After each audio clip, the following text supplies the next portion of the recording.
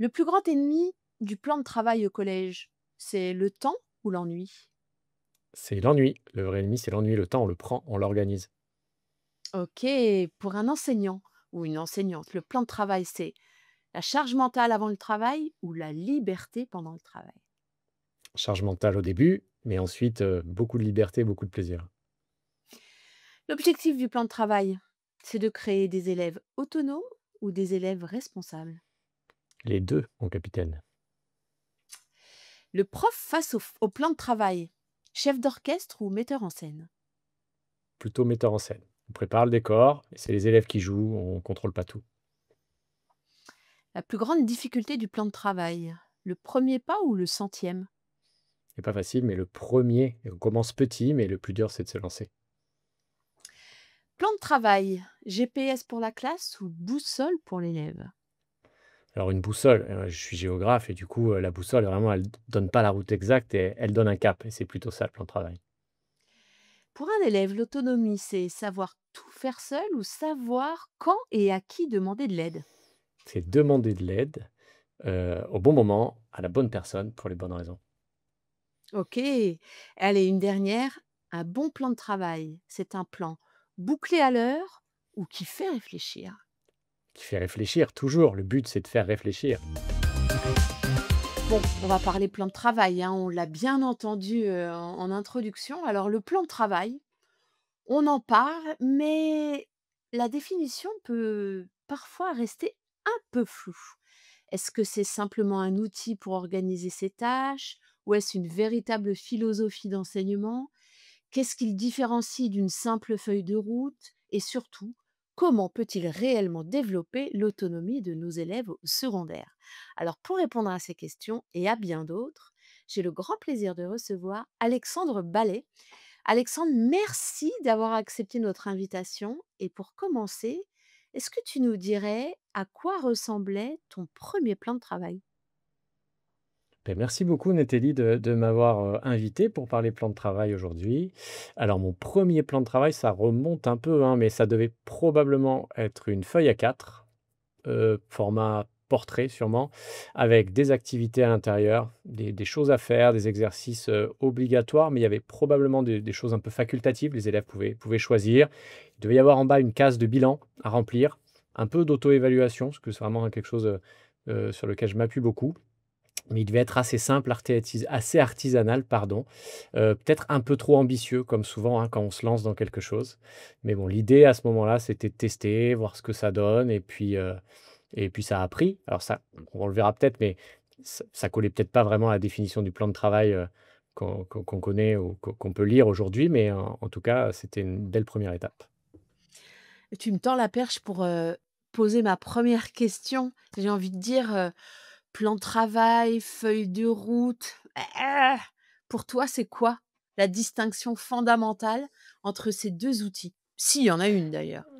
Ouais, alors, on emploie beaucoup plan de travail. C'est le mot qu'on retrouve le plus dans les salles de classe.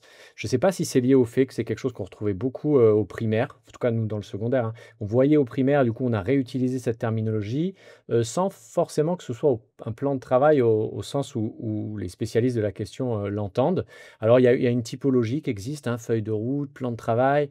C'est Sylvain Connac qui avait mis noir sur blanc cette typologie, alors, on a peut-être d'autres avant lui qui ont fait ça, mais en tout cas, c'est le document que je connais et en fait, bah, le plan de travail dont tu m'as demandé, le premier que j'avais créé, c'était peut-être plus une feuille de route. C'est-à-dire un document identique pour tout le monde. Je distribuais mes feuilles, mais à un ordre, libre. Les élèves pouvaient choisir par quoi, ils commençaient avec vraiment une idée de les motiver. Vous allez pouvoir avoir le choix et donc ce choix doit, supposer un petit peu d'engagement.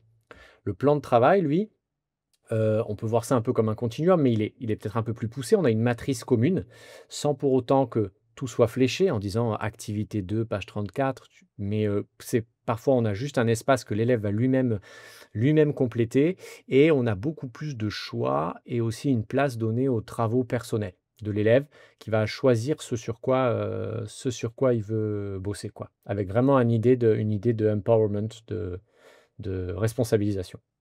Et entre les deux, il y a un autre truc, qui est finalement le contrat de travail. Lui, c'est pareil, c'est une matrice commune, mais là, c'est beaucoup plus une logique d'individualisation. Donc on va vraiment dire: «Tel élève, tu fais ça, tel élève, tu fais ça», en fonction d'une évaluation diagnostique, d'un résultat, d'une évaluation précédente et cetera. Donc voilà, on a une sorte de continuum. Faut pas penser, le plan de travail, c'est le top et la feuille de route, c'est pas bien.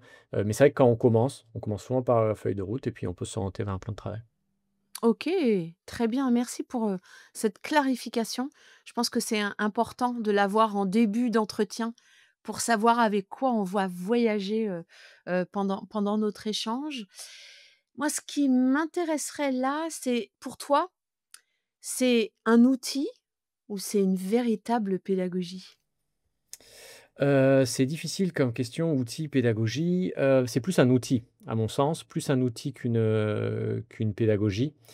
Un outil, mais au service d'un projet. Donc c'est pas un outil Ah, juste, OK.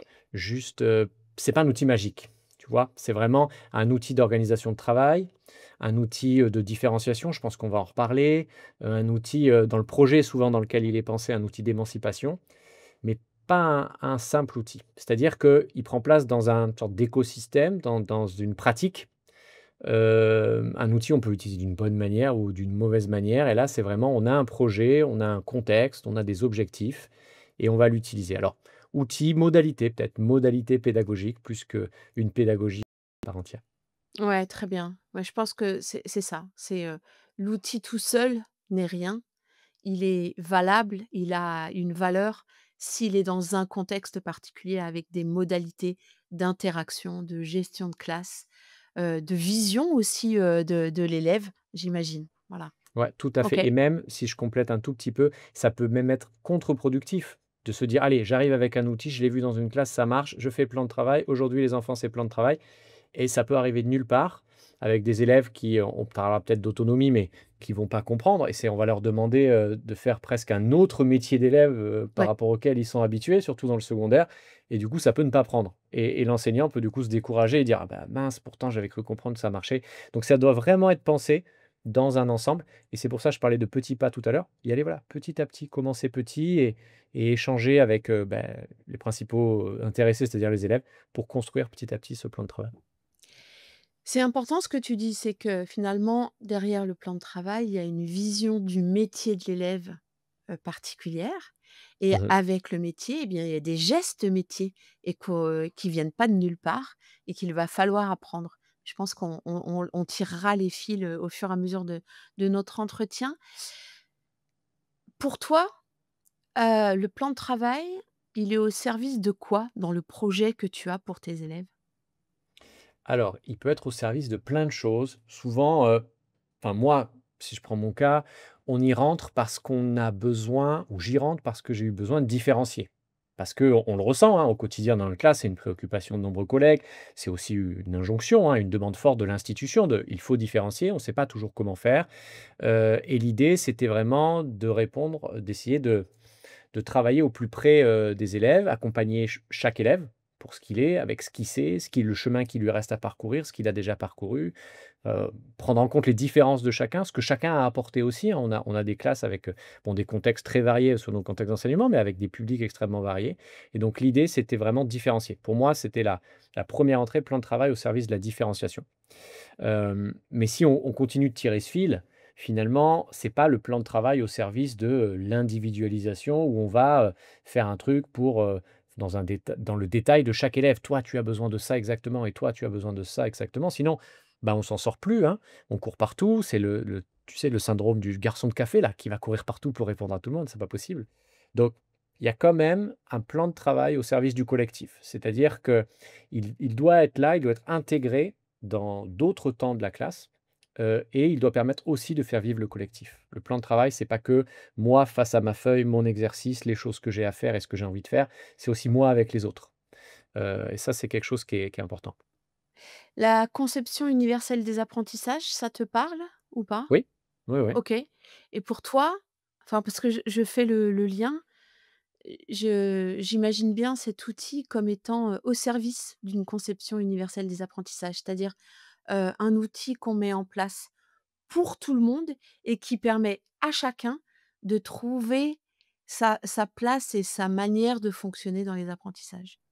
Ouais, tout à fait. Je pense qu'on y revient. Il faudra regarder un peu dans la littérature ce que disent, les personnes qui ont écrit sur ces sujets-là, mais plutôt d'être dans une différenciation par, comment on pourrait dire? Tu sais, par la complémentarité. Toi, je vais t'ajouter un truc en plus et toi, je Ouais, vais c'est t'ajouter ça. ça. Mmh. On est vraiment sur une autre forme, de travail et d'équité finalement dans la classe, Ouais. qui peut être, intéressante. Donc je pense que ça colle tout à fait avec, l'esprit de la CUA, quoi. Bon, alors du coup, un plan de travail, c'est quoi et c'est composé de quoi? Ça ressemble à quoi? Alors, il y en a plein. Le plan de travail, en fait, on a une très grande diversité. En gros, c'est un document. Déjà, donc c'est un en papier, souvent, hein, qui doit être, enfin, matériellement, l'élève doit pouvoir l'avoir, hein. C'est pas un truc, on pourrait le projeter ou il pourrait l'avoir en format numérique, mais c'est quand même mieux de l'avoir en papier. Un document qui est adapté, à chaque élève. Alors, on donne une trame, hein, je vais pas faire j'ai 25 élèves, je vais pas faire 25 plans de travail différents, hein. Là, on a une matrice commune, mais l'élève va compléter des choses à l'intérieur. Ensuite, je t'ai dit, il y a une grande diversité parce qu'en fait, plan de travail, c'est souvent le fruit, de l'itinéraire de l'enseignant qui le construit. Fruit de découverte, de lecture, de partage, d'hybridation. Tiens, j'ai vu un tel plan de travail dans ma discipline, de bricolage aussi, j'ai essayé quelque chose, voilà. D'échange avec les élèves, comme je te le disais, hein. Alors ça marche, ça marche pas, et cetera. Donc c'est pas un dispositif figé. On ne peut pas donner une recette du plan de travail. Voilà, ça dépend vraiment de l'expérience de chacun. Pour autant, on a des sortes, d'invariants, des choses qu'on va retrouver à peu près dans tous les plans de travail.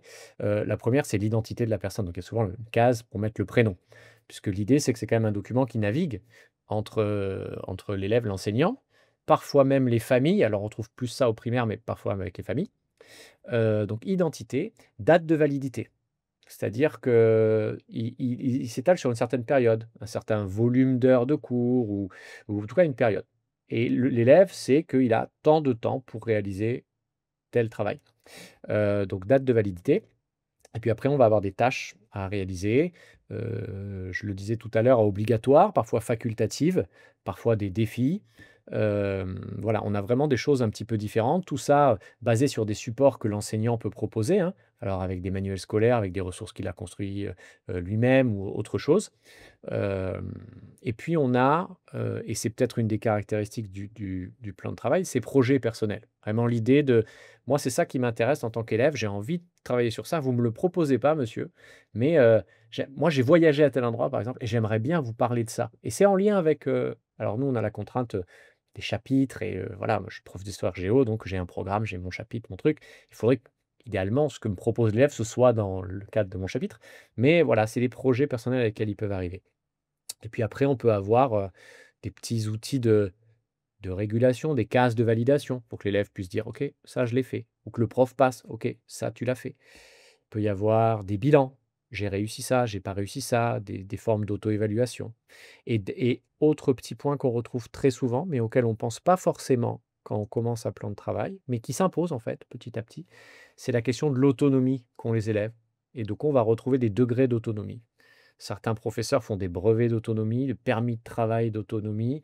En gros, l'idée de dire, «Regarde ce que tu fournis comme travail, de ce que tu as fait. Heu, je t'estime autonome et donc tu vas pouvoir choisir les activités que tu veux faire, l'ordre dans lequel tu veux les faire, tu vas pouvoir te déplacer et cetera». Et à l'opposé, on pourrait avoir des élèves où, non, dans l'état actuel des choses, c'est moi qui vais davantage te guider et quand tu auras réussi là, tu pourras passer à un autre niveau et tu vas gagner en autonomie. Donc ça aussi, c'est un autre élément qu'on retrouve, souvent dans le plan de travail. En introduction, il y avait une petite, question sur, heu, est-ce que c'était au service de l'autonomie ou au service de la réflexion?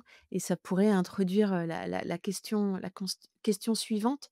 Comment on s'assure justement que nos élèves réfléchissent et sont vraiment acteurs de l'outil qu'on leur propose, plutôt que ça soit juste une liste de tâches à réaliser et une checklist, dont l'objectif serait de cocher toutes les cases? Ouais, ça peut vite se transformer en checklist parce que, les élèves, si je reprends l'expression de métier d'élève, ont finalement cette habitude de: «Bon, ben qu'est-ce qu'il faut que je fasse? Très bien, j'ai tel truc à faire, ben, on y va». Je vais même pas me poser la question de dans quel ordre je l'ai fait et ce sur quoi j'ai envie de travailler moi et est-ce que je veux le faire seul ou avec mon voisin? Donc il y a de fortes chances qu'ils cochent toutes les cases. Peut-être que pour s'assurer que ça ne se transforme pas en simple succession, il faut bien penser l'intégration de ce plan de travail dans son environnement. Donc, le plan de travail, il s'intègre dans une séquence, et il s'intègre avec des temps collectifs. Il y a probablement eu un temps, d'introduction, d'institutionnalisation des savoirs qui a précédé ce plan de travail-là. On commence rarement finalement par un plan de travail en disant: «Allez, c'est parti, vous avez le choix des activités» et sans savoir d'où ça sort. Donc on a vraiment l'articulation, tant individuel, tant collectif. Ensuite, pour pas que ce soit une simple liste, il y a encore cette dimension du choix. C'est-à-dire que si je donne pas le choix, bah, l'élève, il va dire: «OK, bah, exercice 1, exercice 2, exercice 3, vas-y, je vais les faire». Il va les faire dans l'ordre, il va jouer le jeu, mais lui donner des choix réels, des choix dans l'ordre, des choix dans la difficulté. On peut mettre des niveaux de difficulté, par exemple, sur des types d'exercices. Des choix de projet, bah, ça va l'aider à, bah, choisir et à se responsabiliser et quelque part à s'engager et dire: «OK, c'est moi qui ai choisi de faire ça, c'est pas l'enseignant qui m'a forcé, c'est moi qui ai choisi, donc je vais le faire» et il y a une sorte de contrat qui se passe aussi avec l'enseignant à ce moment-là. Donc ça, c'est pas mal et puis, en essayant, bah, de donner du sens, quoi, en valorisant le sens et pas juste je fais pour faire, mais ce qu'on fait là, ça a du sens. Ça a du sens pour consolider ce qu'on a travaillé, ça a du sens pour se projeter sur certaines choses, pour se challenger aussi, pour aller plus loin. Et ça, c'est des petites pistes pour éviter qu'on soit juste sur une checklist. Oui, tu parles de l'environnement, ça s'inscrit dans un environnement de classe, dans un climat de classe. Ça veut dire qu'il faut réfléchir à ce qui vient en satellite de ça, le terreau dans lequel on plante, ce plan de travail. Est-ce que, en dehors des moments de plan de travail, il y a une liberté d'expression, hein? Quelle est la place de l'élève? Enfin, j'ai l'impression qu'on ne peut pas, heu, à la fois enfin, il y a une question de cohérence, en fait. Sinon, très vite, on peut vite, se retrouver, en dissonance et notamment, l'élève lui-même. Ouais, alors le plan de travail, c'est vrai qu'il s'intègre dans une presque une philosophie, une manière de concevoir l'école, le projet que l'on a pour l'école, pour les élèves. Au départ, il naît vraiment dans un courant, qui est vraiment, un courant, bah, d'individualisation, quoi. Ça naît, dans les années 1920 avec, «J'ai beaucoup d'élèves, va falloir que je gère des classes multi-âges, comment je fais?» et donc il y a vraiment cette idée-là et c'est pas l'opposé du cours, magistral ou d'être vraiment de délivrer, des savoirs, hein. C'est tout à fait complémentaire.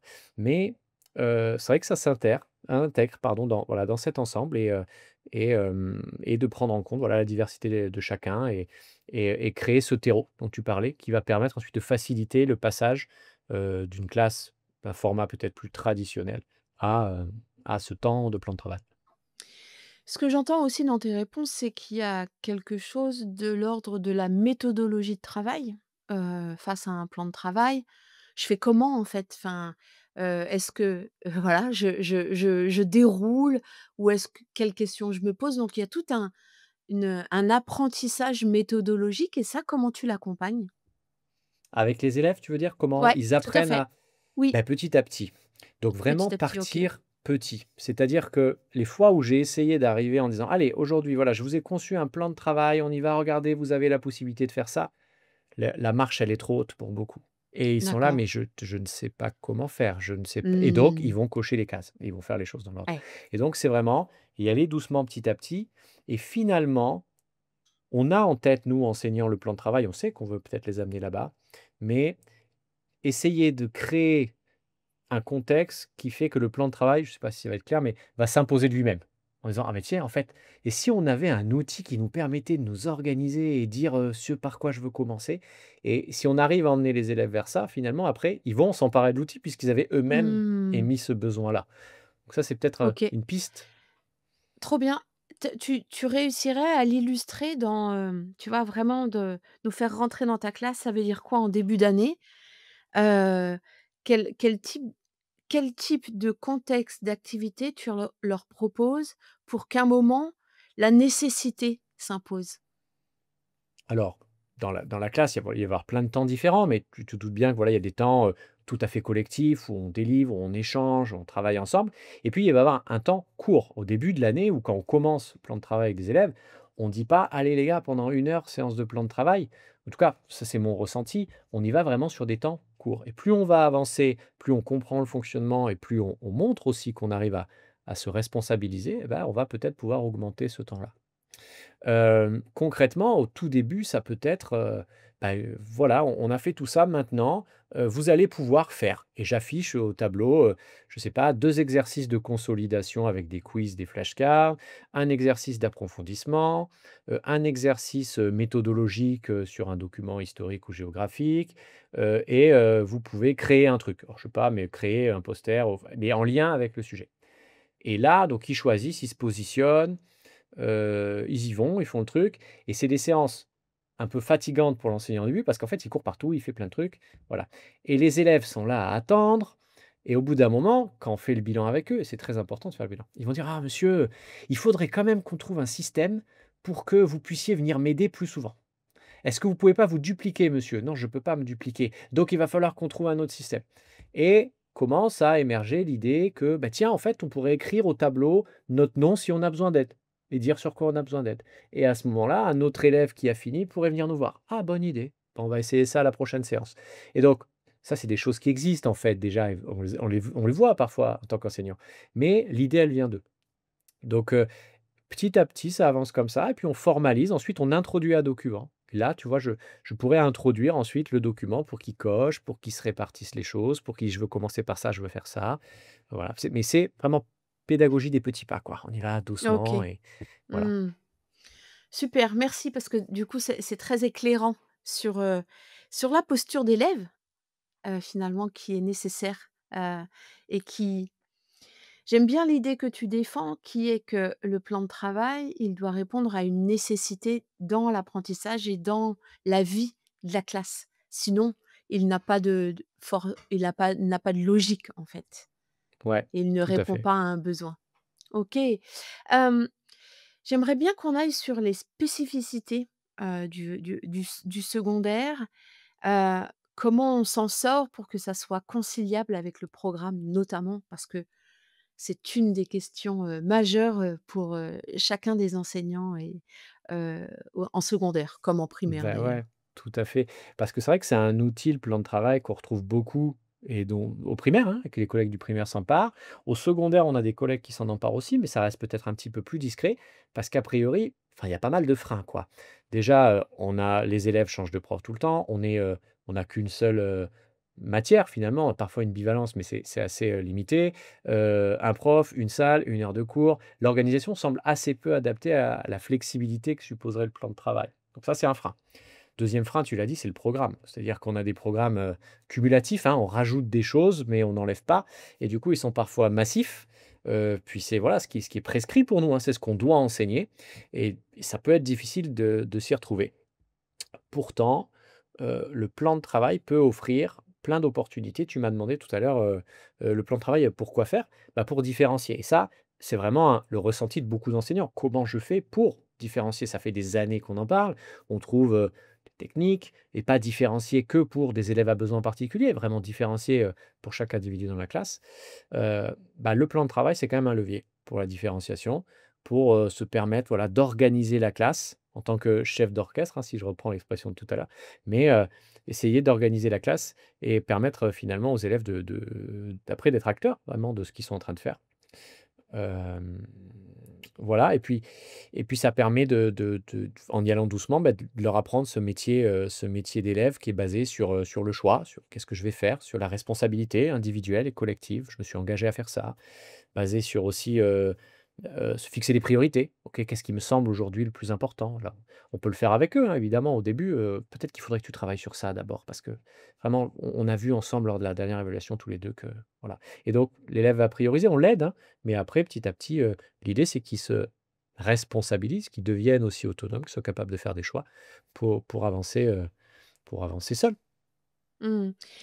Le défi d'organisation ou intellectuel, sur la prise en compte, des programmes avec les plans de travail, heu, c'est quoi? C'est d'imaginer finalement que cet outil ne doit pas venir en plus, enfin, ne doit pas venir surcharger, mais doit bien venir au service de ce que j'ai à faire passer à mes élèves.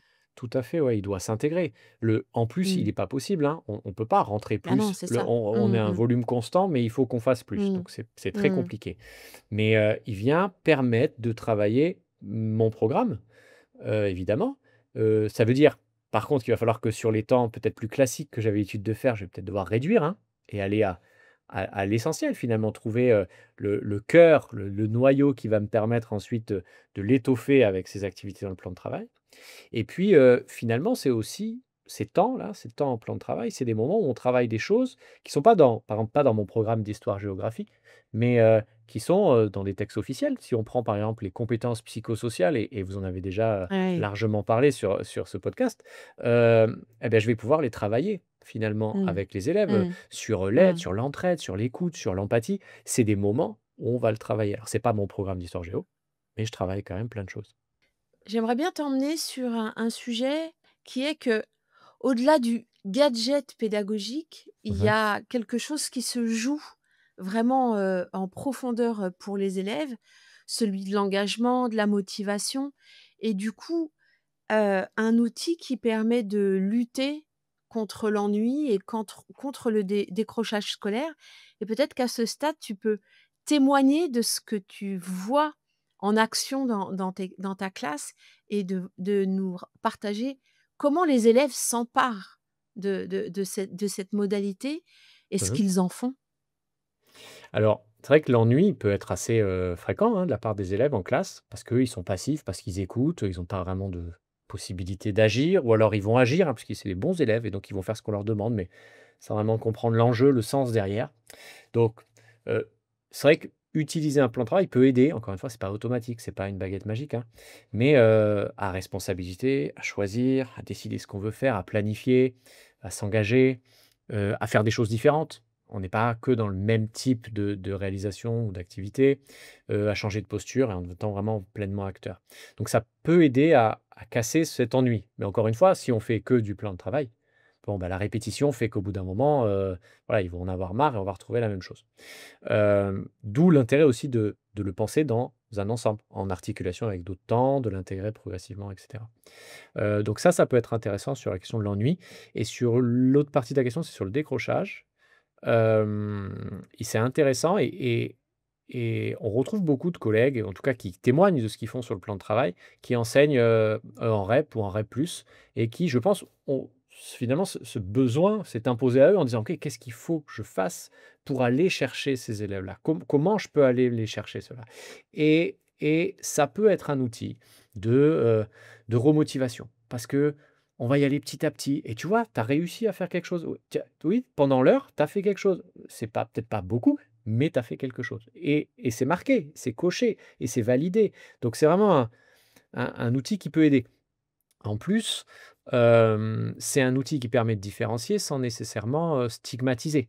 Parce que ça va pas être, «Tiens, toi, tu vas faire un truc de différent, tous les autres, ils ont le polycopié, mais toi, tu as celui-là, parce que tu as besoin d'aide». Et en fait, l'élève va s'organiser et il va pouvoir de manière peut-être plus discrète, c'est moins visible aux yeux de tous, bénéficier de certaines aides et cetera. Et si on repense à l'aide ou à l'entraide dont on parlait tout à l'heure, par exemple le petit tableau, pour dire: «J'ai besoin d'aide», ben, l'idée et ce qui est magique, enfin ce qui est génial, c'est de voir qu'en fait ces élèves qui sont en situation de décrochage sont souvent ceux qui ont besoin d'aide et ils sont enfermés dans cette situation de «je suis l'aidé» et beh, ça peut arriver que sur certains types de tâches et beh, ce soit ceux qui aident. Parce que sur ça, ils ont le savoir, ils ont le savoir-faire et ils vont pouvoir apporter l'aide. Et là, il y a pour l'estime de soi, c'est quand même génial de voir au tableau et de dire: «Ah bah, là, moi, je peux aider. OK, ben vas-y» et il va apporter son aide. Donc ça, c'est un système, tu vois, aide-entraide qui peut vraiment aider aussi à la confiance en soi. Mmh. Donc ouais. Ce que je vois aussi de très puissant, c'est, cette question, du pouvoir d'agir. Qui est, un levier énorme sur, la motivation et sur l'engagement dont on a besoin, dans l'apprentissage et le fait d'avoir, ne serait-ce que le choix de l'ordre sur, le plus petit pas, possible et ben, c'est déjà un pouvoir d'agir sur le réel. Je peux choisir quelque chose dans un univers qui, on va bien le convenir, a peu cette opportunité. C'est sûr qu'à l'école, on leur donne rarement le choix ou alors parfois ce sont des faux choix. Donc c'est C'est bien ça. si on peut, voilà, leur donner vraiment un choix. Alors ce qui est chouette, au-delà du choix que nous avions anticipé, c'est-à-dire, tel parcours, tel parcours, tel parcours, c'est quand petit à petit ils s'emparent et disent: «Monsieur, est-ce que je peux faire ça?» Et alors là, c'est génial de dire: «Bah, j'ai été, en voyage à tel endroit, ça match avec ce qu'on est en train d'étudier, est-ce que je peux faire ça?» Et ça, c'est génial. Alors c'est des trucs encore une fois, au primaire, ils s'en saisissent beaucoup mieux parce que vu qu'ils sont multicasquettes, bah, ça va forcément à un moment matcher avec les maths, le français, l'anglais, les sciences ou questionner le monde ou ça va forcément marcher. Et nous, on est un peu coincés là dans notre costume disciplinaire, mais quand on arrive à s'emparer de ça et que les élèves surtout s'en emparent, c'est vraiment très, très chouette. Mmh. Allez, on file sur 2 questions très, très opérationnelles. On a inspiré, les personnes qui nous écoutent, elles se disent: «Waouh, allez, j'y vais». 3 conseils pour commencer? Ah bah, alors, le premier, je pense que je l'ai suffisamment dit, mais c'est commencer petit. On y va doucement. On peut chercher plein d'exemples, on va en trouver plein dans nos disciplines au secondaire, mais le plan de travail, le bon plan de travail, c'est aussi celui qui vous ressemble. Donc vous pouvez Ouais. vous inspirer, vous pouvez aller voir, bricoler quelque chose, mais on y va tranquillement. Si vous arrivez avec un plan de travail en disant: «Ah voilà les enfants, plan de travail, j'ai aussi créé un système d'aide. Vous pouvez récupérer les activités sur la table du fond. Là, là, là, vous allez scanner le QR code. Il y avait un système de tel truc, il y a un code des sons, il y a le» et si on tout arrive d'un seul coup, ça va pas marcher. Donc vraiment, on y va doucement, petit à petit, on teste, on demande les feedbacks des élèves, hein. Alors, ça marche pas? Pourquoi ça a pas marché? Qu'est-ce qu'on pourrait changer? Et on avance ensemble. Et vous avez plusieurs classes, vous allez peut-être faire différents plans de travail, avec les différentes classes. Ils seront peut-être pas exactement tous les mêmes, parce qu'ils ont des degrés de maturité évidemment différents, hein, mais aussi, parce que finalement ils auront des besoins ou ils ont émis des besoins différents à un certain moment. Mmh. Je t'arrête là parce que Ouais, tu dis quelque chose de très important et on l'a pas appuyé assez, c'est ces temps de feedback et de temps de les élèves disent comment ils s'en emparent, ce qui les gêne, leurs besoins et c'est ce qui fait évoluer ta modalité de plan de travail. ouais, tout à fait. Parce que moi, j'ai ma représentation, je vois des choses, je me dis: «Ah sur ça, peut-être que je pourrais rajouter ça», mais ils vont peut-être pas s'en emparer. Et donc ce qui est bien, c'est de vraiment leur demander, c'est une habitude que j'ai depuis plusieurs années, mais presque, moi je rédige leur bulletin en fin de trimestre, qu'ils rédigent le mien, quoi. Qu'est-ce qu'on change? Qu'est-ce qu'on Ouais, garde pour le ouais. prochain trimestre? Sur quoi faut mettre Mmh. l'accent? Et pour permettre d'avancer ensemble. Ça, c'est vraiment un truc qui à mon sens, est important, ouais, leur demander leur avis. Ah mais tu vois que, on revient, au tout début, c'est que au delà de la modalité de travail, il y a vraiment une philosophie de classe et une manière d'envisager l'élève, la place de l'élève. Faut travailler là-dessus, hein, sur, la capacité, qu'on a à entendre, certaines choses. Parce que si effectivement on donne cette parole-là, il faut accepter d'entendre certaines choses. Ouais, il faut accepter de lâcher prise, accepter, de poser la question à l'élève, accepter peut-être s'être trompé. «Ah, j'ai proposé ça, ça a pas marché, vous voyez, je me suis Ça a trompé». pas Mais marché. en fait, c'est Mmh. gagnant-gagnant, c'est tout le monde gagne dans Mmh. cette histoire donc mais je Mmh. comprends que ce soit pas facile. Ouais. Allez, je t'emmène sur le deuxième conseil? 2e conseil, le plan de travail en soi, super, mais il faut penser, la salle de classe dans laquelle on est. Il y a un temps, souvent limité, hein, 50 minutes en secondaire. Il y a un espace, c'est parfois pas le nôtre, hein, parce qu'on n'a pas de notre salle de classe, donc ça serait bien si on avait notre salle, on aurait tout pensé. Donc chacun avec ses propres contraintes, mais penser le temps, penser l'articulation avec l'avant-plan de travail, l'après-plan de travail. Penser l'espace, OK, comment est-ce qu'on disposait les tables? Comment, je serais placé moi? Est-ce qu'il y aura par exemple, on n'en a pas parlé, mais une table d'aide? Est-ce qu'il y a une table où je serai moi disponible et c'est ma table et les élèves peuvent venir me voir par exemple? Ou je vais moi imposer à un groupe d'élèves: «OK, venez me voir, on va refaire un point sur ce truc-là parce que j'ai vu que vous étiez en difficulté», avant que vous ne puissiez repartir sur votre plan de travail. Donc vraiment penser l'organisation, il y a plein de collègues, hein, qui témoignent de comment ils organisent leur classe. Donc ça, puis chacun de toute façon a sa pratique, mais ça c'est un truc vraiment à penser. Donc espace et temps, je dis pas ça que parce que je suis prof d'histoire, et espace et temps, très important. Et et peut-être le dernier conseil, ça serait, anticiper plutôt toutes les aides. Toutes les aides, tous les blocages potentiels. Parce que sur cette séance-là, on va pas pouvoir courir partout, on va pas pouvoir aider tout le monde. Mais on va quand même passer du temps avec les élèves, beaucoup beaucoup plus en individuel, en one to one, que sur un cours peut-être un peu plus, frontal, j'ai envie de dire. Et donc si on peut anticiper, là, ça risque de bloquer et du coup, créer l'outil qui va permettre de débloquer. Si on peut créer, des fichiers d'autocorrection. Alors, ils font beaucoup ça, les collègues en mathématiques et même il y a des collectifs enseignants, hein, qui font beaucoup ça. Mais, voilà, j'ai fait un exercice, vous allez pouvoir vous en saisir si vous décidez de le faire et le fichier d'autocorrection est là-bas. Quand vous avez fini, vous allez chercher le fichier, vous vous autocorrigez. Après, vous pouvez me le rendre ou alors je viens valider. On n'est pas obligé de tout valider, ça aussi, il faut accepter en tant qu'enseignant qu'on ne pourra pas tout corriger et valider, mais les élèves auront travaillé. Et puis, voilà, peut-être le tableau d'aide, enfin tous ces éléments où on peut anticiper comment on va lever les blocages. Alors tu as beaucoup parlé, des petits pas. Mmh Alors mh. chez Être prof, on est adepte des petits pas et du Mmh. premier plus petit pas possible. C'est lequel? Un premier plan de travail, ça pourrait ressembler à quoi? Une base Alors, de départ. une feuille, lisible et je pense qu'il faut vraiment penser, l'ergonomie du document. Comment il est conçu?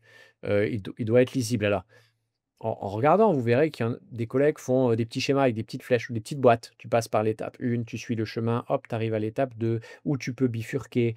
Vraiment, il y a pas je pense pas qu'il y ait de bonne, recette, mais ça doit être lisible, compréhensible puisque l'élève doit le lire tout seul. Vous pouvez pas être à côté pour lui lire.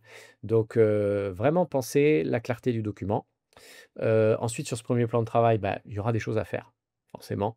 Donc des tâches obligatoires, facultatives un petit peu, du choix, on l'a dit. Laisser de la place à l'initiative. Je veux le faire seul, je veux le faire avec un binôme, je veux le faire avec de l'aide, je veux le faire sans aide. Voilà, peut-être ces éléments-là vont apparaître. Et puis, je le disais tout à l'heure, mais de la place pour de la métacognition. Pour moi, ça me paraît important de dire: «OK, qu'est-ce que j'ai réussi? Comment je sais que j'ai réussi? Qu'est-ce que j'ai apprécié dans le chapitre? Est-ce que j'ai pris plaisir? Si je devais refaire, qu'est-ce que je changerais?» Voilà, on n'est pas obligé de mettre toutes ces questions évidemment, sinon il y a plus de place sur le plan de travail, mais voilà, c'est des questions sur lesquelles on doit mettre en pause de temps en temps avec les élèves, dans ce flux de toutes les choses qu'on a à faire et dire: «OK, pause et alors? C'était comment? Et alors qu'est-ce qu'on fait?» Et tous ces petits endroits qu'on peut mettre sur le plan de travail ou à côté pour se mettre en pause justement, ça me semble très, très bénéfique pour tout le monde. Génial. Allez, j'ai 2 questions subsidiaires pour, conclure. Mmh. Est-ce que tu aurais une lecture à conseiller aux collègues? Alors, en lien direct avec le plan de travail, mais pas que. Autour de cette vision de l'enfant, de l'apprentissage, est-ce qu'il y a quelque chose qui te semblerait inspirant? Voilà, il y a plein d'ouvrages sur le plan de travail. Il y en a un qui était sorti il y a pas très longtemps, «Mettre en œuvre un plan de travail en classe» et ce qui est intéressant, c'est que, bon, il y a des aspects théoriques, mais on a plein de témoignages de collègues à l'intérieur, de la maternelle OK. jusqu'à l'universitaire et même on a, je crois, une partie sur, en formation d'enseignants. Donc même un formateur d'enseignants Ah qui dit: oui, «Bah, OK. moi j'utilise le plan de Mmh. travail, en formation, voilà comment je peux le mettre en œuvre». Donc ça, c'est un bouquin qui est vraiment bien, «Mettre en œuvre un plan de travail en classe». Et puis, tous les ouvrages qu'on va retrouver autour des pédagogies coopératives finalement, puisque Oui. c'est pas, l'acte de naissance du plan de travail, hein, qui est né avant, mais c'est vrai que c'est un courant qui s'est emparé finalement de cet outil-là, et qui lui a donné plein de formes différentes et d on retrouve du coup plein de témoignages et si on veut des choses très opérationnelles, bah, on va aller voir, du côté, bah, de Sylvain Konak dont j'ai parlé, tout à l'heure, d'enseignants du secondaire qui ont rédigé des choses, qui partagent leurs expériences dans plein de disciplines différentes. Et toi, est-ce qu'on peut te suivre quelque part? Oui, on peut me suivre quelque part, sur Blue Sky, même si j'y suis plus, pas très, très actif, mais j'y suis présent et sur LinkedIn, je on peut me retrouver OK, aussi. super. Ben voilà. Merci beaucoup pour cette inspiration. Pas trop bien, merci à toi, de m'avoir invité pour parler plan de travail, c'était un vrai plaisir.